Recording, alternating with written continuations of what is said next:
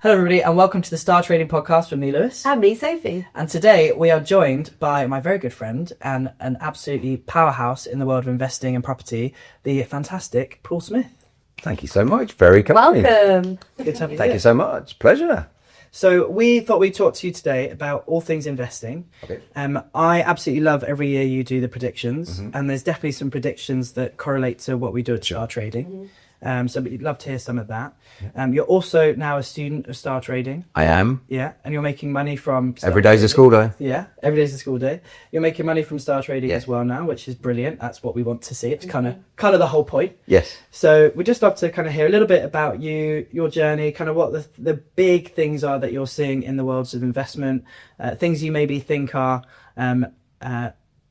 information that would be really, really good for people to know, or changes kind of their paradigm in terms of what they believe is sensible. Yeah. Okay. So really briefly, normal kid, brought up in, Yorkshire primary school, Hertfordshire secondary school, hence sound like this. Left home at 17 with £170. Did 3 jobs, worked out how to live for nothing, which is a good trick. I was basically a servant in a big house like my grandma before me. And before I was 18, I bought my first property. Wow. Which cost the princely sum of £9,000. Well, that'd be good. That was 269A Roman Road, East Ham, E6, so not that far from it. Yeah. We're at Twickenham today, not East Ham. Question for you two, by the way. My grandma, London through and through, granddad, London through and through, dad, London through and through. He's actually born in Bow, so proper Cockney. My grandma was born in 1907. Have you any idea what you could buy for £5,730 in 1907, the year my grandma was born? Anything you want. Well, a market garden was purchased in the borough of Twickenham, which is now the Twickenham Stadium. So everything you're sat in was purchased for 5,700 of your English pounds. Wow. In 1907, which, okay, it's not quite my lifetime, in my grandma's lifetime. So it's really, really scary about when you make the right investment and you've got the conviction to hold it, Yeah. the change it makes. So anyway, really briefly, I traded a few houses, by which I mean I bought them, did them up, sold them, did that 4 times, and all the time I was working. So I had a job, but I was doing property on the side. I'd done 4 flips by the time I was 23, and obviously everybody knows, I'm sure everybody knows, you don't pay any tax on that. You don't pay a lot of tax on your trading either, I do do you? not, no. So Yeah, that's quite nice. tax is optional, it turns out, if you know what you're doing Yeah. in the right way. And by the time I was 23, I'd got a house in Newcastle where I was working at the time for Roundtree Macintosh. So for all your chocolate lovers, I was making toffee crisp and Lion Bar. Either of those any good? Well, if I had Lion Bar, I'd die. Yeah. Die? Yeah. I take it you haven't done it yet then? Not yet, no. But they're full of nuts, Lion Bars. Yeah. Yeah. Which is not good for me. Oh, okay. Well, all right. So if you're allergic to nuts, top tip, don't eat nuts. Don't eat nuts. Is what you're saying, is it? Yeah, basically. Yeah, okay. And Take the that reason... to the bank, that. Yeah, put that in the bank and cash it in. So the reason I paused there at the age of 23, and that's probably enough about my background actually after this little bit, I kept a house in Essex where I had been living, because I've been doing really, really well on capital appreciation. And it was all a bit scary going up north, even though I'm from there. But, you know, you don't buy a lot of houses when you're 7, or at least I didn't. And so I bought a family home in Newcastle, because I was married, I had a child by then. But I kept what turned out to be, I didn't know it at the time, but it was a JV HMO. But there was no such thing as an HMO then, because I'm talking almost 40 years ago. So what I did is I bought a 4-bedroom house with a friend of mine, Nick, still a good friend of mine, and I put in 3/4 of the money, he put in 1/4 of the money, hence joint venture. It was a 4-bedroom detached house, so the idea was that he would live in one, and he would then rent out the other 3 bedrooms and give me the money. Yeah. So HMO before there even was an HMO, and joint venture before anyone, I think, even ever coined the term. Wow. But even after I bought a house in Newcastle and the joint venture HMO in Essex, I still had some money spare. I mean, not a huge amount of money by today's standards, but it was then. I had about 30 grand in cash. And I landed up at this company called Roundtree Macintosh. And as soon as I arrived, all the talk was about takeover. Now, this wasn't insider trading. I wasn't a director.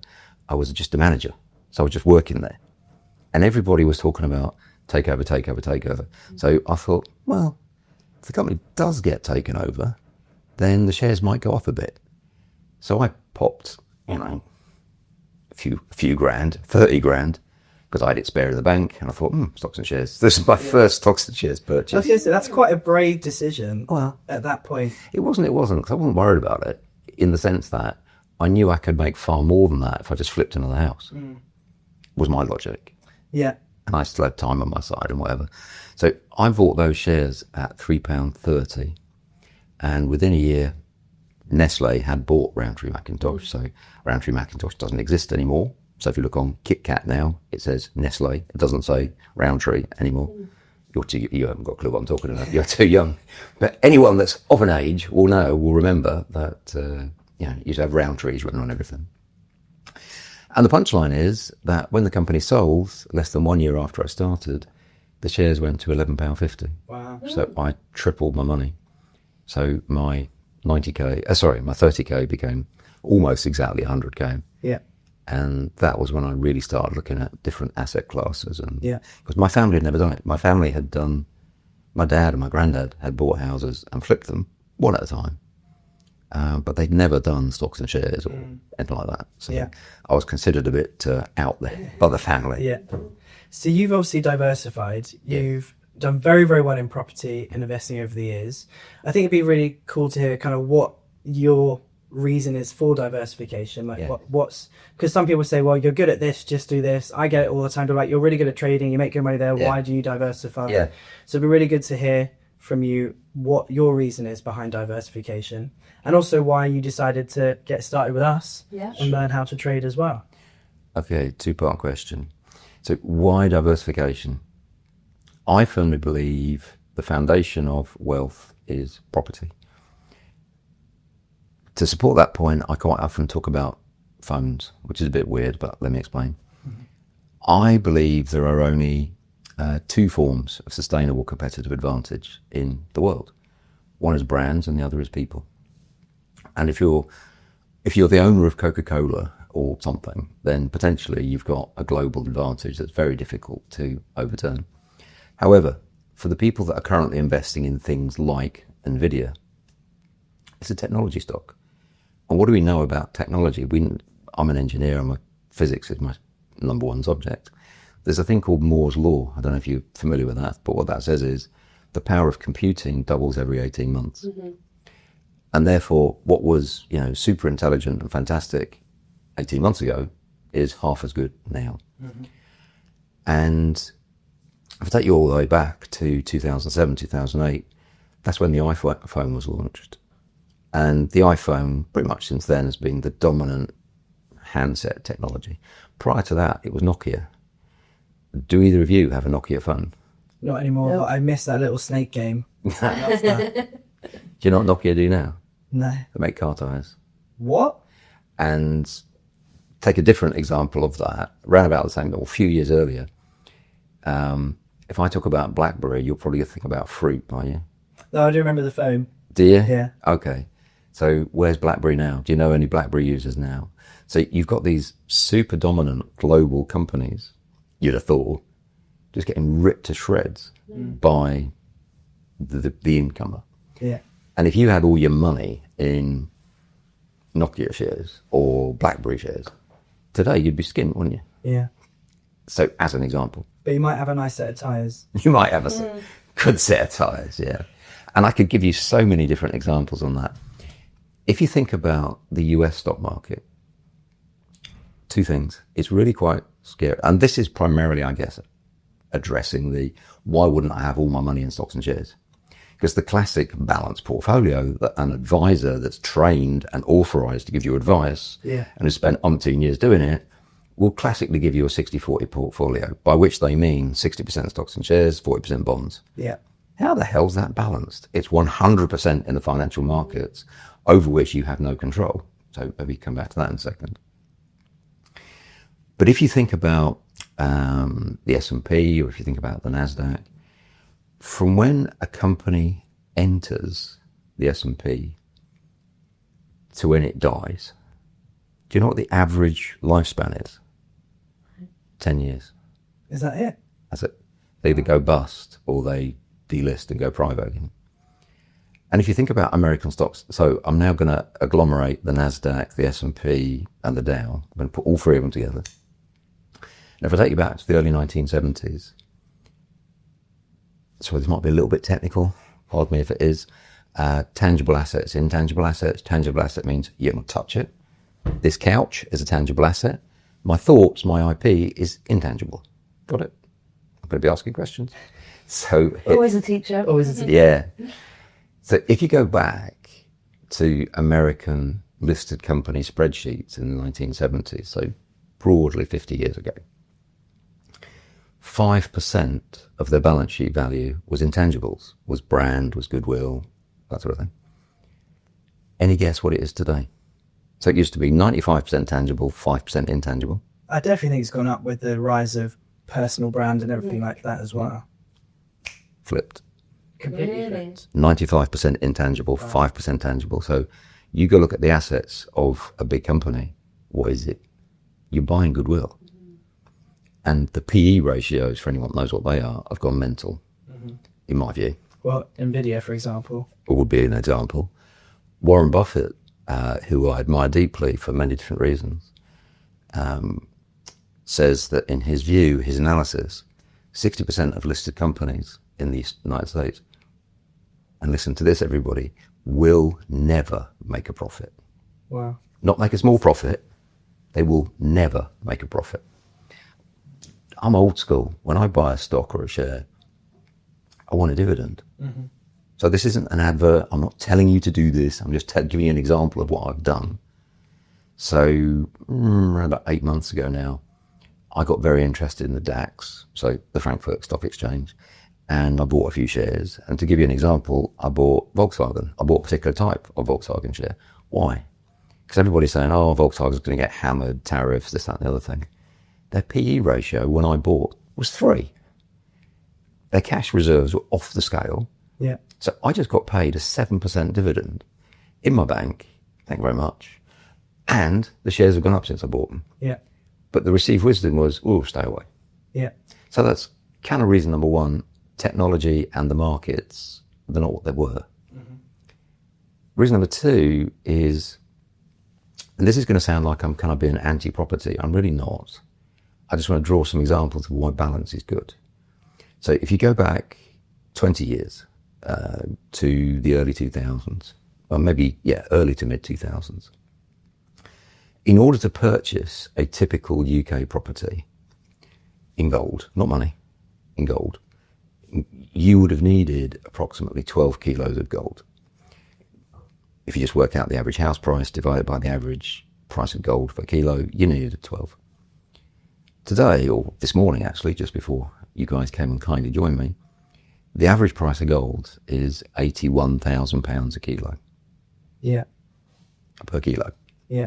The average house price is 300,000. So you don't even need 4 kilos.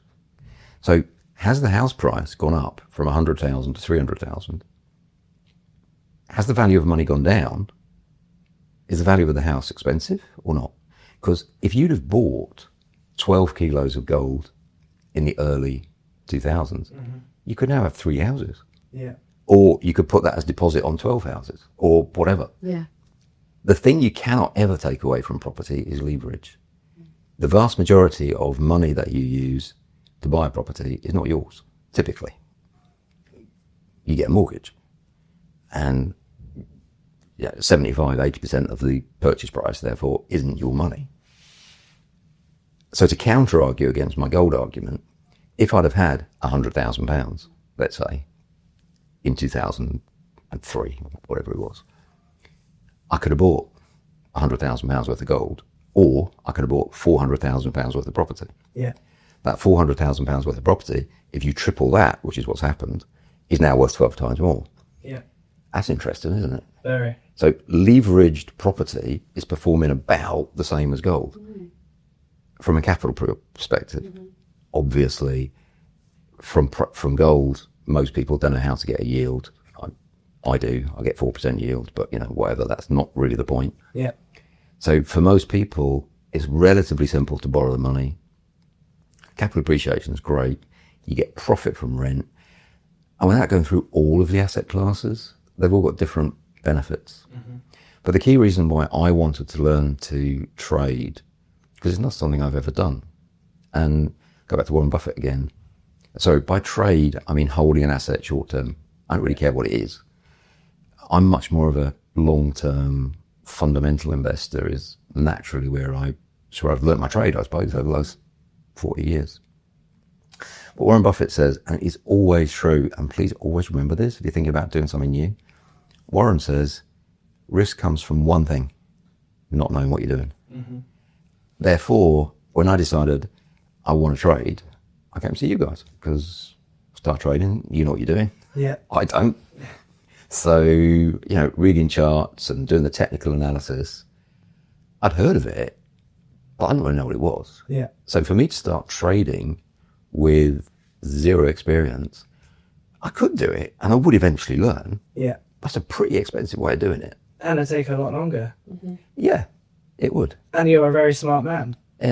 Some people think that I'm not stupid. Yeah. I think it's a really interesting way to view things as well. And I think I love that quote from Warren Buffett that risk comes from not knowing, not having the right knowledge. I know what you're doing. Well, rule for me, if I don't understand it, I won't invest in it. Yeah. Yeah. Which is why I don't buy NVIDIA. I don't understand it. Yeah. Doesn't make sense. P ratio's all wrong. Yeah. Yeah. I just don't understand it. Yeah. And I think a lot of people don't get involved with property. They don't get involved with trading. They don't get involved with investing in general because it feels risky to them. Why does it feel risky? Because they don't have. I know what it is. And we always hear, don't we? Trading's risky. It's this. It's that. It's like no. And if I take 2 minutes to explain to them how we actually trade, that that's not risky. It just takes 2 minutes, but it's just 2 minutes worth of knowledge that changes everything about their perception of things. So you're diversified in a lot of different ways. You hinted just there about managed funds and experts and the prevailing advice. How's that been going for you on that side of stuff? Oh, I don't really do it. So when you get a few quid, it's not unusual. Well, when you get lots of pounds, I know I'm very lucky, and I've worked hard over the years. So to give you that Gary Player quote, you know that one? No. Famous golfer. He was just practicing, just chipping some balls in, and some of them were going straight in the hole and whatever from off the green. And one of the TV presenters said to him, "You are so lucky." And Gary Player just looked at him live on TV and said, "Yeah, it's funny. The harder I practice, the luckier I get." Oh yeah, I heard that. Yeah, that's from him though. It's Gary Player, South African golfer. So, ultimately, if we want to learn about anything, the most dangerous thing we can do is give control to somebody else. I'm trying to think of a good analogy, but essentially, all of my experience of handing over funds to somebody else to manage for me has never ended well. So, for instance, in the year 1999, I moved up to Scotland to become managing director of Allied Distillers. And even though I was the managing director, just the day before I started, they closed the final salary pension fund in my face. Bang. Wow. You're not coming in. They were good about it in the sense that, they didn't do it just to spite me. It was board resolutions and it was whatever. So I couldn't join this final salary pension fund. And they said, instead of that, we'll give you 20% of your salary to invest in pensions. And I didn't know anything about private pensions a quarter of a century ago, so I had to go and learn. So I set up a thing called a SAS. Doesn't really matter what it is, but it's a small self-administered scheme. And so I put all my previous pensions in it. So I had about £400,000, which is a lot of money then. And I didn't know about all the ways you could make money in pensions. So I just handed it over to an advisor to invest for me. So this £400,000 after 4 years, I eventually sort of woke up and remembered, I've got a pension. I should probably ask that advisor what it's worth. Yeah. So 4 years later, my £400,000, which actually, to be specific, it was £396,000. 4 years later, how much was my £396,000 worth? So they'd invested in shares, bonds, various derivatives. They'd just done whatever they were going to do. They just invested roughly 400k for 40 days. So 8 to 10% a year in the stock market. Yeah. 430. 430. Yeah. This is over 4 years. So 8% compound, it should be about maybe 40% up. So it should be worth about 560, following your logic. It was actually worth 340. Oh my goodness. Oh. It'd gone down. And fascinating book. I can't quite remember the title, but if you Google it, it will come up. In the Great Depression, the 1930s, there was this pretty famous book at the time written. There was a guy in New York, and he loved big boats and yachts and private yachts and that sort of stuff. And he was showing one of his friends around this harbour, and it was virtually empty. But in the roaring 20s, prior to the stock market crash, everybody was getting a boat. You invest for 2 days, you could buy a boat. Yeah. Sort of thing. And the title of the book was Where Have All Your Clients' Yachts Gone? So the broker still had his yacht. Yeah. Because he couldn't lose, could he? I mean, He's making money. how can you lose? Yeah. You just encourage people to trade. Yeah. You get paid to buy shares, or you get paid to sell shares. So from my perspective, the advisors that do this kind of thing, well, I'll go back to Warren Buffett. Warren Buffett said that over a 10-year period, no advisor, no stock picker can beat a tracker fund. Yeah. So you're paying somebody to do a worse job than actually a robot could do. Yeah. Typically. Yeah. And I found that to be true. And if I bring it right up to date, once you've got a good few pounds, you might open a private wealth account with like a Swiss bank or something. And you think, oh, I've made it. I can now just give my hard-earned money to somebody else. They'll look after it for me. And I'm a millionaire, but shortly I'll be a billionaire. That's what a lot of people think. Yeah, give it 2 days. Yeah. Next week. So if I look at a couple of private banks that shall remain nameless, and I look at their performance for what they would call a discretionary portfolio. So by discretionary, they mean a discretionary mandate. They mean that the client is giving them full discretion to manage the funds in whatever way they want to achieve a return for the client. One of these banks, so let's say I'd given them 10 million quid for both, because some of them got limits and some of them are quite high limits, but 10 million is about the highest I'm aware of. So if you had 10 million in cash and you've got this super expert, really plush bank, you kind of expect they know what they're doing, wouldn't you? You'd hope. You'd hope. Yeah. A lot of people do. And people, by the way, that have got that kind of money, they're typically not traders. No. They've maybe had a business, and the business could have been a cleaning firm, or it could have been servicing fire extinguishers, or it could have been maintaining lifts. And it's whatever it was. So they were expert at that. Yeah. But suddenly they sell the business and they've got £10 million. Like, what should I do with this? Yeah. It's a new problem. And often they'll just say to the professional, well, you manage it for me. And anyway, long story short, year to date of the two banks I'm thinking about, one of them, if you'd have given them 10 million quid, would have achieved minus 0.5% in 6 months before management fees. And the other one would have made 1%, but you wouldn't get that because the management fees are more than that. So I think that's such an interesting point as well. The management fees. Yeah. Even if they were making 5% for the year, which is terrible compared to what you can achieve for yourself, they then take a fee off of that. Yeah. And often when they lose money... Well, it's not success-based. Yeah, it's not success, exactly. It's transaction-based. Yeah. And then even if they lose money, they get paid anyway. Yeah. They still take you to lunch. Very expensive lunch. For you. Yeah. So all these different investment things, we talked about property, gold, trading. People listening might have a bit of fear or doubt. They want to do it. They can see how it works. We don't really want to give it to someone else to manage because So what are your top tips for having that self-doubt or fear of diving into these? Well, and I've already said it. Great question. I'm going to go back to Warren again. Risk comes from one thing, not knowing what you're doing. So if you want to trade, if you want to balance your portfolio across various asset classes, you have to learn to trade. And that's fundamentally why Touchstone started working with STARTrading, because an awful lot of property people have made money in property, obviously, but it's dangerous to leave it all in one asset class, in one country.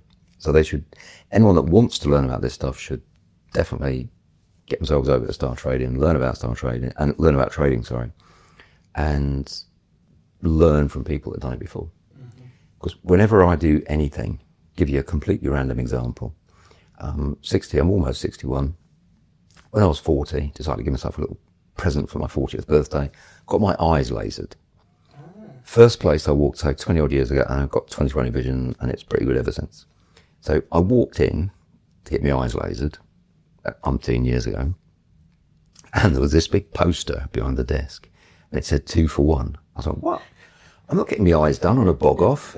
You're mental. And so the receptionist was like, can we get you signed in, sir? And I'm like, not a chance. And she said, why not? He said, you haven't even been. I said, you've got a thing up there that says buy one, get one free. I want my eyes done. I'm not buying toilet paper. Yeah. So anyway, I did quite a lengthy process for due diligence, and I kept interviewing the surgeons, and they're like, no one does. What do you mean? Because worrying thing about the medical profession for me is that they practice. I don't want someone that's practicing. I want someone that knows what they're doing. Yeah. So I kept asking the question, how long have you been doing this for? How many eye surgeries have you done? How many have gone wrong? How did you fix it? And they took it like really personally. Yeah. But why can't I? You're about to offer. You could send me blind. Yeah. Same principle. Never ever go in blind. The person that you're being educated by. So number one, education. Number two, check the credentials of whoever is educating you. How long you've been doing it? Critical question, do you do it yourself? Because I get this with accountants and financial advisors a lot. They're trying to tell me to do something. Okay, how many times have you done it? Yeah. You're telling me to do this in my property portfolio. Have you got 50 million of property or 100 million property? Oh, well, I actually haven't got any investment property. Next. Yeah. So tip 2, check the credentials. Tip 3, never invest more than you can afford to lose, which I know is absolutely fundamental to your logic, to STARTrading's logic. And tip 4, I would say completely essential, and I know Touchstone and STARTrading are aligned on this, just surround yourself by people that are doing the same thing. Yeah. You have to do that. Yeah. Because so many people think, oh, sounds too good to be true, or classic. If it was such a good idea, how come not everybody's doing it? Well, that's why it's a good idea. It's pretty much the answer to that. So you need the kind of 1% lunatics in a good way that are like us, because we still need that community spirit, because things will still go wrong. So those would be the top 4. Yeah, I think you're right. I think when you start dipping your toe into these kind of investment strategies, there's going to be a lot of people around you thinking, why are you going to do that? That sounds risky. That sounds mad. And it's just so important to come to these communities, people doing really well, people doing really successfully. And you're right, it's 1%, isn't it? Most people are very secure in their jobs, and this is bizarre to them. Whereas if you join these communities and, you can absolutely smash it. Yeah. 100%. And for me, I compare it to the animal kingdom, because we are all animals. I don't know about you, but I'm not a plant or a mineral, so I'm definitely part of the animal kingdom. And, if in the animal kingdom more broadly, if a gazelle is being chased by a lion or something, people talk about fight or flight. That's 1%. 99% of people freeze. They do nothing. You're right. Whether they've actually got a job or not, I don't know, because the other scary thing for me about the UK now is 11 million people of working age simply choose not to work. So they're between 18 and 65, and they just don't work. They're not necessarily on benefit, they just don't work. So somehow, whether they're living with mummy and daddy still or whatever they're doing, and I've heard plenty of stories of people in their 40s, 50s, even 60s still living with mum and dad, they just don't work. And if you've got this kind of comfortable existence, you love watching The Simpsons, you quite like a Domino's pizza. Oh, yes. I'm not knocking Domino's pizza, but I'm just saying there's an entire sort of class of people. 11 million people, if you add together the population of Scotland, Wales and Northern Ireland, that's not 11 million people. Wow. So there's more people in the UK that choose to do nothing than in those 3 countries.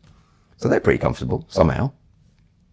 The typical person that works, they're too scared. 85%, I think the TUC says, the Trade Union Congress, there's 85% of people hate their job. Wow. And like 8 or 9 people out of 10 would give up their job if they could. But they'll think, but the thing to do is buy a lottery ticket and I'll... Yeah. It's a big leap. It's a big, scary leap. When I started my first business, my brother's friend bet him 50 quid I'd fail within a year. Right. Wow. And a lot of businesses do fail within their first few years, but They do. I definitely didn't. Did you take that 50 quid? Yeah. Good. Well done, you. Get Domino's. Yeah. I think this goes back to what we were saying about community as well. If you get yourself around people who are doing the things, Yeah. then your frame of reference becomes completely different. Yeah. So when I started trading, nobody understood what I was doing. My parents thought I was crazy. My friends from work told me they wanted me to fail. They thought I'd be back. Thanks. They kept offering me jobs to come back.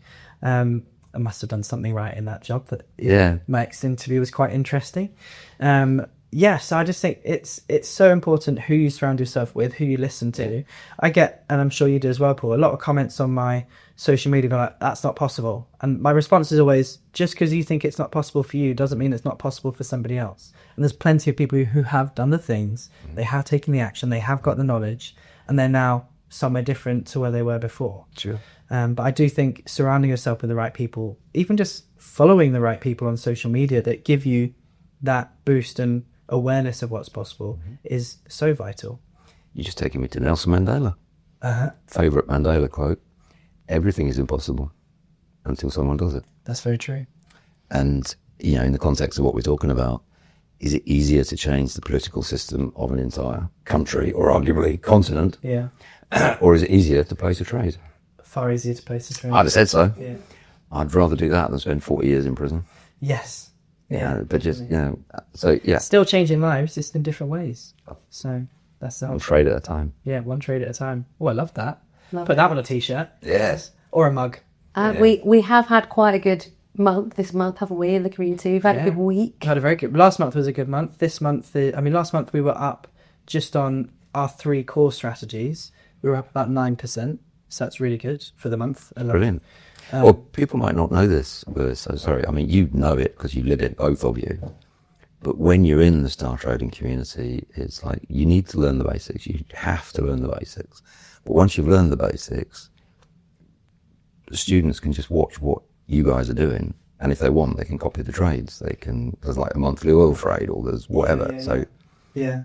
So even if you don't have 100% of the time that you might want available, once you've learned the basics, I don't perceive it as wildly risky to then say, okay, I understand the basics, I understand why they're doing this. Yeah. Because that would be the equivalent to me of saying, you know, somebody's through Touchstone learned about property, and then they're like, yeah, but I'm quite busy, I've got kids or whatever. But Paul's buying houses in Manchester, he's buying apartments in Manchester. Yeah.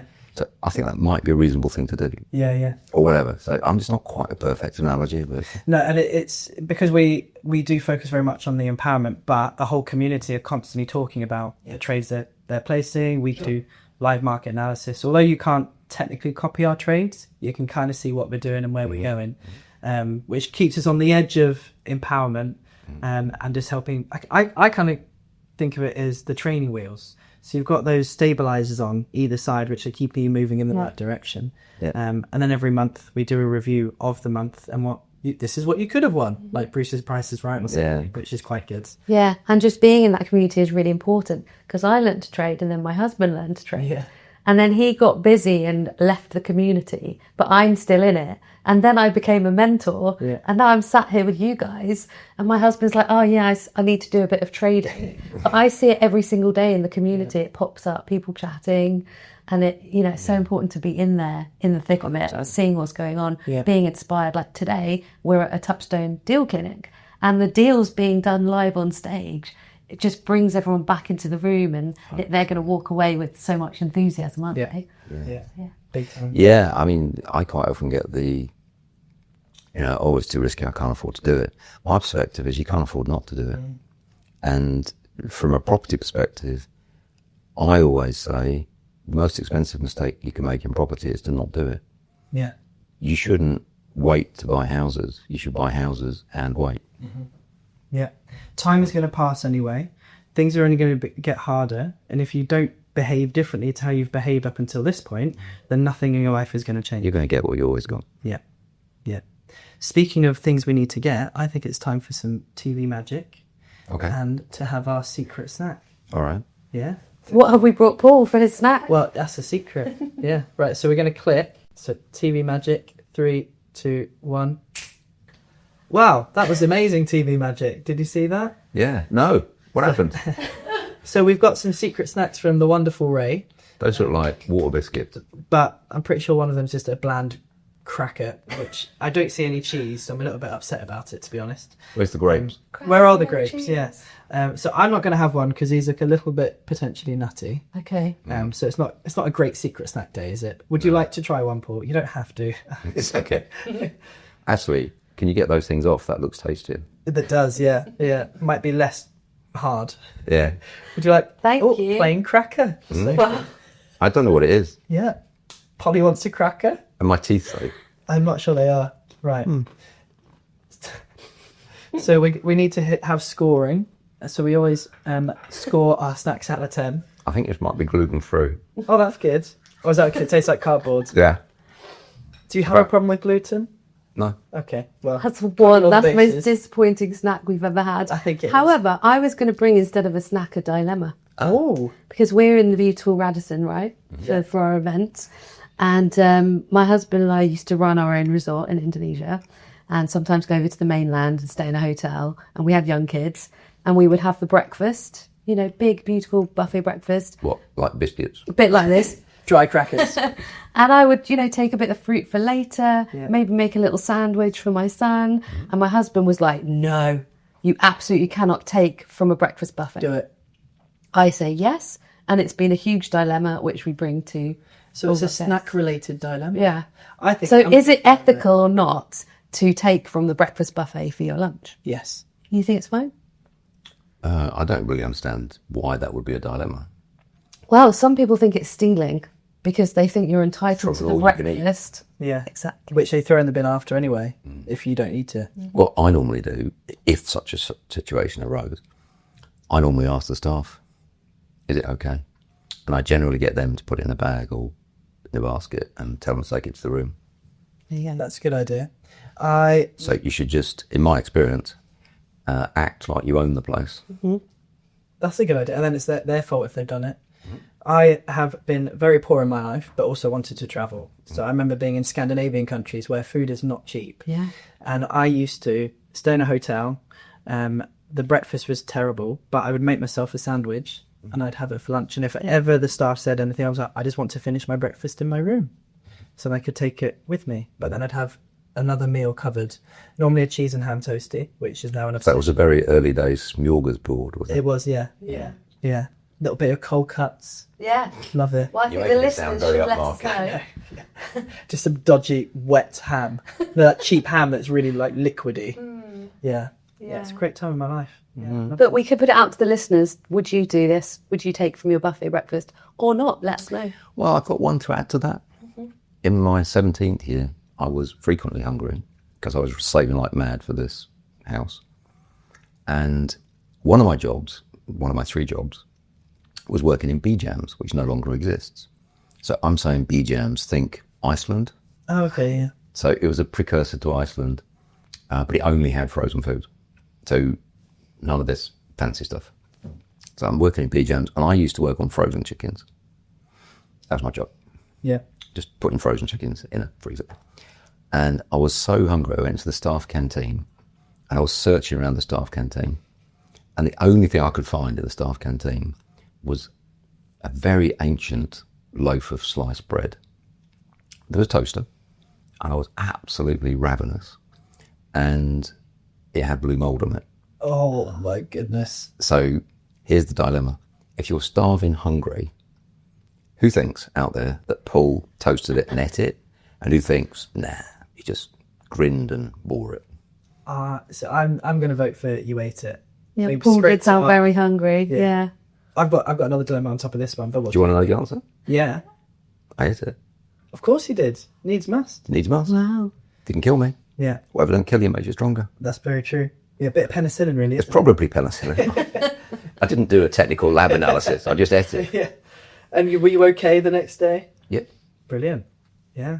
And now you've got gluten-free crackers. Yeah. You've really gone up in the world. Marvellous. Yeah. I've got a dilemma as well. So I was very poor. I was on a gap year in Sheffield. I was working, I was doing like a character development year at a church and very, very poor. I'd worked in a fancy dress shop which bored me to tears, so I had to quit after 2 weeks because I just couldn't do it. And I found myself working at Wetherspoons. Couldn't afford to really even pay my rent. Couldn't afford to feed myself. Youngsters don't call it Wetherspoon. What are they? Just Spoons? Spoons. Yeah, so I was in Spoons, to any of our younger listeners. I was in Spoons, which is now a frequented place on a STARTrading social. We do love our Wetherspoons. Okay. And when I was working there, I was having to take all the food away from the tables and put them behind in I know where you go with it. Little kitchen. And I had been eyeing up this particular prawn skewer for a long time. And it had been on the menu, and I love a good prawn. And this one family ordered all this food, and I kept my eye on them.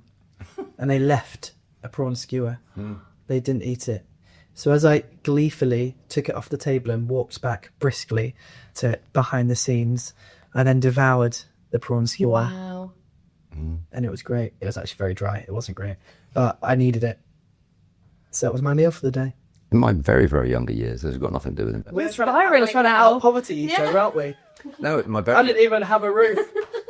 In my very younger years, I started at the age of 40 working in this local hotel called the Comet, just, for some pocket money while I was at school. And I did all the jobs in the place, basically. But I started off washing pots. And I got befriended by this Irish waiter, God bless him, sure he's dead now, would have been in his 60s then. Or if he's not dead, he's over 100, called Jerry. And he used to have, so he was the wine waiter. Mm-hmm. And he very flamboyantly used to have a tea towel over his arm and flourish bottles. And then whenever he served, he would wrap, especially with white wine, you don't want it like all the condensation going everywhere. He would wrap the base of the bottle in this tea towel thing. But it is all like, big show to do all this. And I actually discovered after a week or so why he did it. Any idea? It wasn't to prevent condensation. It was to keep the last inch or 2 inch in the bottle for himself.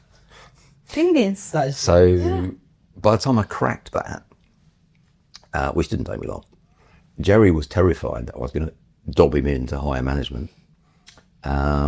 Instead of which we came to another JV agreement. Brilliant. And so I used to go home quite happy. Very good. That's fantastic. What's the weirdest thing you've ever eaten? Oh.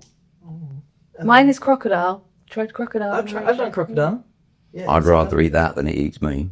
Yeah, I'd rather eat crocodile than that cracker. Yeah. I'll tell you that. So, I was also a pot washer once, so we don't need to spiral into poverty politics or whatever it's called.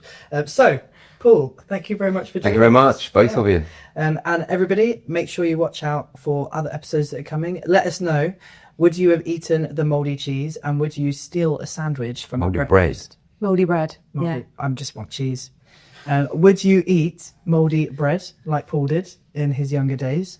And would you, like Sophie likes to do, thieve from hotels to make yourself a sandwich for lunch? We'll speak to you very soon. Bye-bye. Bye.